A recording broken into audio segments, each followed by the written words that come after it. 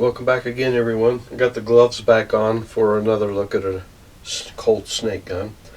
Although this is another firearm that I fire, I wear the gloves simply to keep fingerprints off of it during filming, and so I don't have to clean it up because I'm basically lazy, like I've said before.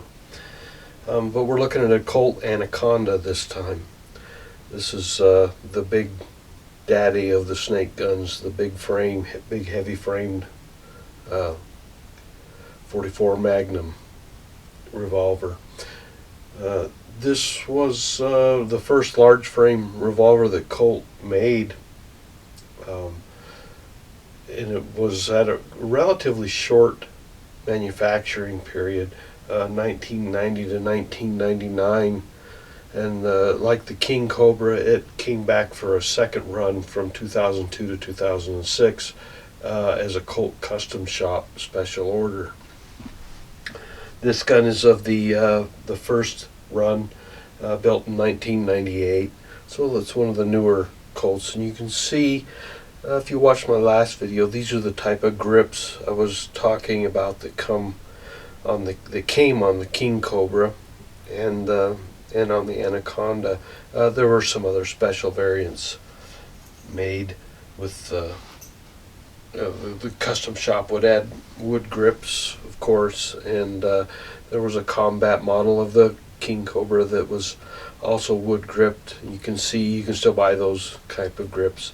I'm actually probably going to put some Altamont wood grips on this gun just for looks, just for when I shoot it. But these are the original grips that came on the gun, and I'm going to leave it that way for right now until I make that decision. But it was chambered both in 44 Magnum like this one and 45 Long Colt. Several barrel lengths, 4-inch, 5-inch, which is a real rare length, and 6 and 8 inches. There was also a Magnum ported barrel offered from the factory on some of the versions. Has some unusual roll marks on it. Namely, I'll show you that double action revolver and the usual Colt's patent, PTFA, patent manufacturing company on it. But we'll take a look at that. And some other roll marks were present on some of the other guns, but we'll take a look at that in a moment. This is the matte finish. As far as I know, the Anaconda was never offered in a blued gun. They were always the stainless matte, either a bright polish or the matte as this one is. And then there was also a camouflage, Realtree camouflage version made. It's more of a hunting style with the scope mounts on it. As I said, this one was built in 1998, so it's a fairly late first production run, non-custom shop. Let's take a closer look at it, show you some of those features that we're talking about. There's the Colt Anaconda. It's got a little bit of shine to it now, but simply because of the use on it and being cleaned. They eventually obtain a bit of gloss to them. Take a look at the cylinder. Now this one does not have the usual rebated cylinder that you'll see on some of the other snake guns. Again, it does have the transfer bar system in it, with the firing pin in the frame rather than on the hammer, as most modern guns will have. Again, we have the white outline, red ramp sights on it with the adjustable rear sight, typical of most of the snake guns, with the exception of the small Cobra. There we can see that unusual roll mark that says double action revolver. Has the full vented barrel and the full underlug on the barrel, real similar to the Python series and many of the other snake guns, with the exception being the Colt King Cobra, which did not have the ventilated front barrel. Originally, those were not for cooling of the barrel, but rather for aid in weight reduction in the very nose-heavy aspect of these guns.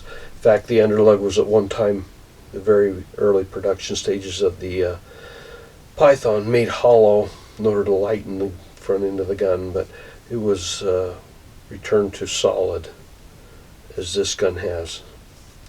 You can see the keyed cut out, something just not featured in modern revolvers. Part of the reason Colt could never bring these guns back in this fashion, even though they did bring back the Colt, or the Cobra. So we'll see. Again, the nice wide hammer spur, which we just don't see anymore. There's a close-up of the heavy horse I was talking about in a previous video. This was a continuation of the 150th anniversary emblem that was used on the grips, but the 150 was removed, and this was continued on for a short time. And you see they are gold. This was from the time period when they did not have any rhyme or reason to gold or silver medallions on the grips. We've got gold medallions on a silver gun. And that was typical of the time period for Colt. Previously, of course, only the Python got the gold emblem. Other guns all had silver, but that changed within this time period. And we can see the Python type crown extended from the barrel. Almost looks like a barrel shroud. It is a solid piece. Then we have the 2-pin front sight.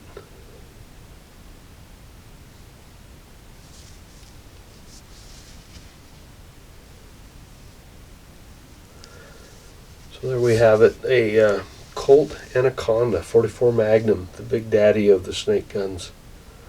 Again, a fairly heavy gun, probably since it is built off the idea of the Colt King Cobra. Same action, same grips, they'll transfer back and forth. Basically the same gun in appearance except for the ventilated rib, but in typical Colt fashion, give it a new caliber, ventilate the rib, and let's call it the Anaconda rather than a variant of the King Cobra. But it makes us collectors happy because we get another snake gun to collect. So I've only got one more snake gun to move on. You can probably, since I saved it for last, you probably can guess what that one is. And in our next video we will cover the last of the snake guns in the Colt videos. Thanks for watching.